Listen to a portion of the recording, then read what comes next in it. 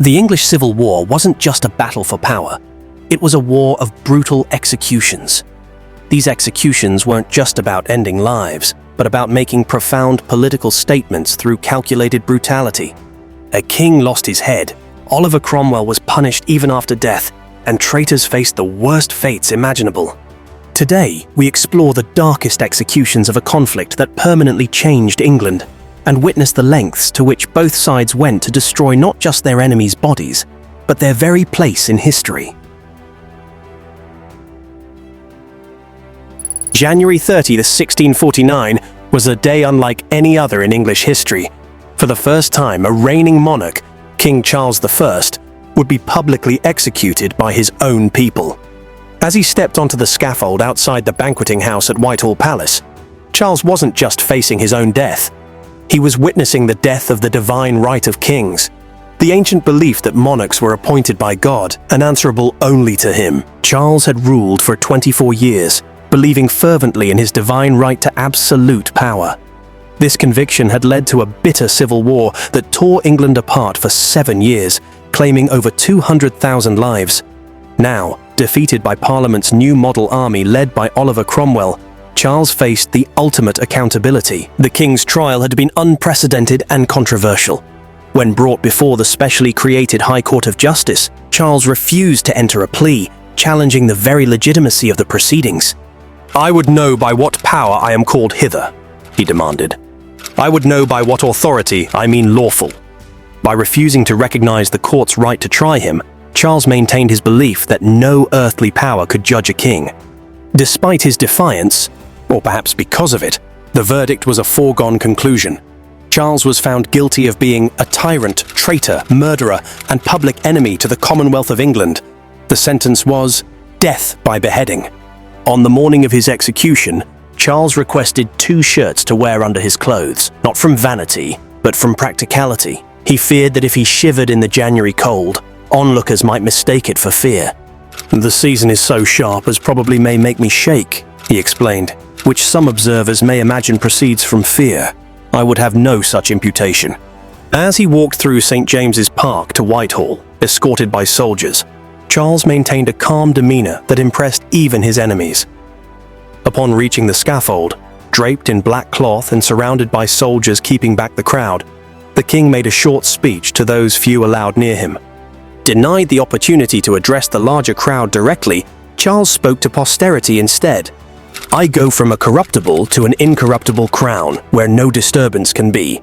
The executioner and his assistant were disguised in wigs and false beards, their identities hidden for their own protection. History has never conclusively identified the man who wielded the axe that day, though several names have been suggested. Whoever he was paid the enormous sum of £100, equivalent to several years' wages for an ordinary worker, for performing this unprecedented deed. In his final moments, Charles placed his head on the block, uttered a brief prayer, and stretched out his arms as a signal that he was ready. With a single clean stroke, the axe severed his head from his body. The executioner lifted the head to show the crowd, but contrary to custom, did not proclaim, "Behold the head of a traitor." Even in this final moment, no one dared to directly call the king a traitor. A great groan arose from the crowd as the king's blood spilled onto the scaffold. Some spectators surged forward, dipping handkerchiefs in the royal blood, believing the blood of kings had healing properties. Soldiers quickly suppressed this movement, and Charles's body was placed in a coffin and removed. That evening, the king was buried quietly in St. George's Chapel at Windsor Castle. The funeral deliberately kept simple and private to prevent it from becoming a rallying point for royalist sentiment. The monarchy that had ruled England for centuries appeared to be at an end, replaced by what would become a republican commonwealth. But the execution of Charles I, far from settling the conflict, would set in motion a cycle of revenge and retribution that would continue long after many of the principal actors were in their graves. Oliver Cromwell, the military genius who had defeated Charles I and later ruled England as Lord Protector, died peacefully in his bed on September 3, 1658. He received a grand state funeral, more magnificent than any English monarch before him, his body embalmed and interred in Westminster Abbey, the traditional resting place of kings. Had history ended there, Cromwell might have remained a controversial but respected figure in English history. But the peace he had enforced through military might quickly unraveled after his death. His son Richard lacked his father's authority and political skill. By 1660, just 2 years after Cromwell's death, the monarchy was restored, and Charles I's son returned to England as King Charles II.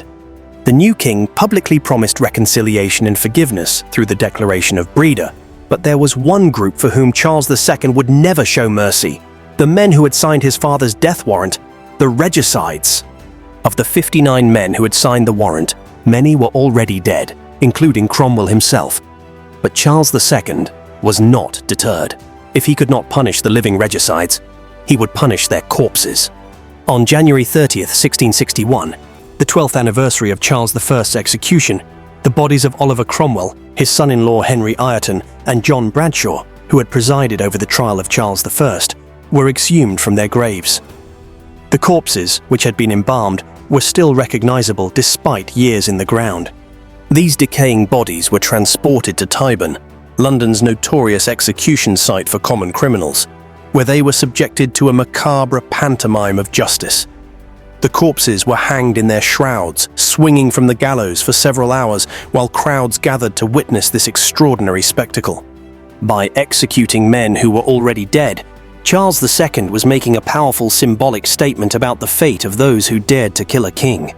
After hanging, the bodies were cut down and the heads were severed. The corpses were thrown into a pit beneath the gallows, a final indignity for men who had once received state funerals.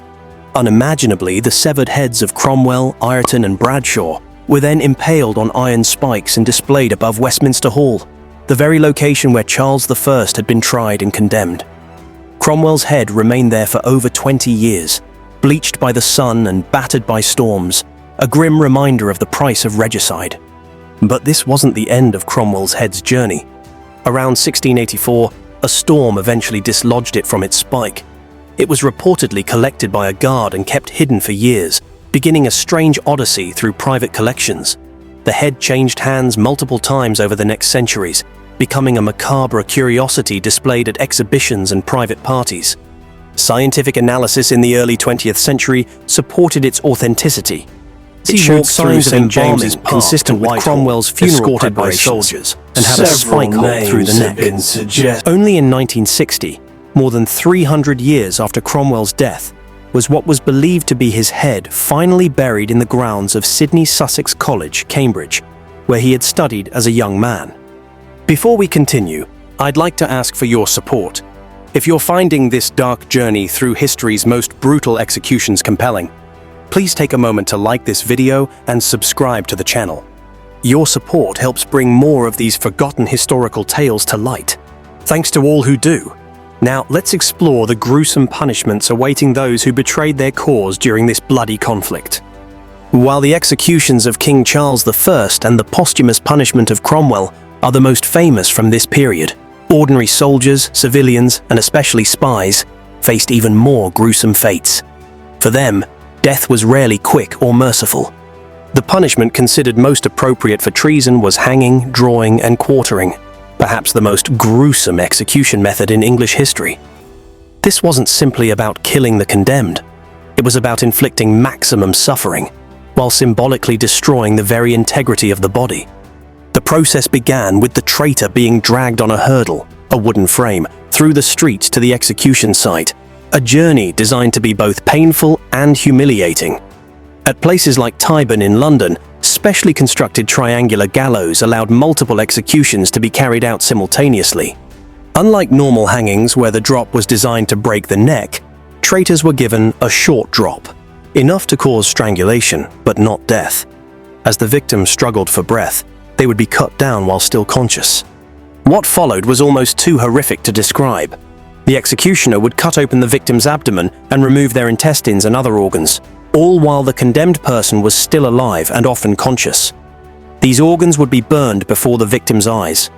Only after this prolonged torture would the executioner cut out the heart, finally ending the victim's suffering. The body would then be beheaded and divided into 4 quarters. These parts would be parboiled in salt water and herbs to prevent immediate decomposition. The preservative treatment ensured the remains could be displayed for as long as possible. The head and quarters would be displayed at prominent locations, typically city gates, London Bridge, or other public places. They might remain there for years, a grim reminder of the price of betrayal. During the Civil War, both sides employed this punishment, though parliamentary forces used it more frequently as they gained control. After the war, it was used extensively against those who had remained loyal to the king, particularly those involved in espionage. Beyond this official punishment, the chaos of war enabled other, less formal brutalities. Suspected spies captured by common soldiers often faced immediate field executions. Documentary evidence from the period describes royalist spies being hanged from roadside trees by parliamentary patrols, their bodies left to rot as warnings. Parliamentary spies faced similar treatment. In Oxford, records describe a suspected infiltrator being subjected to the boots, a torture device that slowly crushed the feet, before being hanged from the town walls, his body left for birds to scavenge. Even lesser crimes carried severe punishments.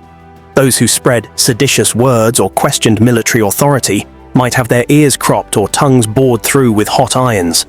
Women suspected of carrying messages faced violent public stripping to search for hidden documents, a humiliation often worse than physical torture in the social context of the time.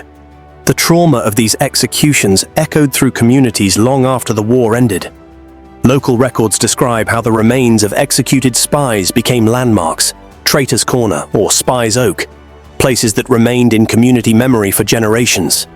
The executions we've explored, from the king's beheading to the posthumous punishments of Cromwell to the horrific fates of spies and traitors, reveal a fundamental truth about the English Civil War.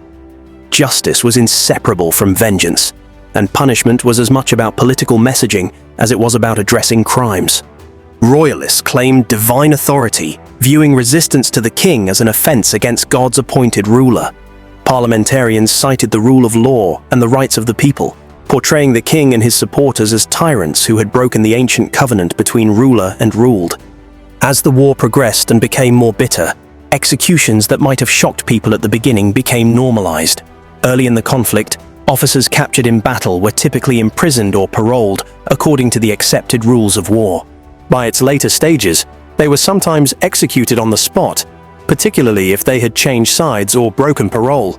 At Colchester in 1648, after a bitter siege during the Second Civil War, Parliamentary commander Lord Fairfax ordered the execution of the two royalist commanders, Sir Charles Lucas and Sir George Lisle, despite their surrender. When Lisle embraced Lucas's body before his own execution and told the firing squad to come nearer, one soldier responded, "I'll warrant you, sir, we'll hit you." This casual approach to killing political enemies reveals how desensitized participants had become. Even religious figures weren't spared. William Laud, the Archbishop of Canterbury and close advisor to Charles I, was beheaded on Tower Hill in 1645 after years of imprisonment. Catholic priests captured by parliamentary forces were frequently hanged without trial, classified as traitors simply due to their faith. For common soldiers and civilians caught in the conflict, justice was often arbitrary and based on immediate military necessity rather than evidence or legal process. Suspected looters might be hanged from the nearest tree. By the war's end, this culture of spectacular punishment had become so ingrained that it continued into peacetime. When the monarchy was restored in 1660, the new regime didn't abandon these practices, but refined them, using formalized brutality to consolidate power, just as their predecessors had done. The English Civil War's brutal executions reveal how thin the veneer of civilization can become when political divisions reach their breaking point. What do you think? Were these punishments simply products of their time, or do they reveal something darker about human nature that we should still be wary of today? Thank you for joining us on Nefarious History. If you found this exploration of history's darkest executions fascinating, please take a moment to like this video and subscribe to our channel. Each week, we delve into the forgotten corners of history that textbooks often sanitize or ignore.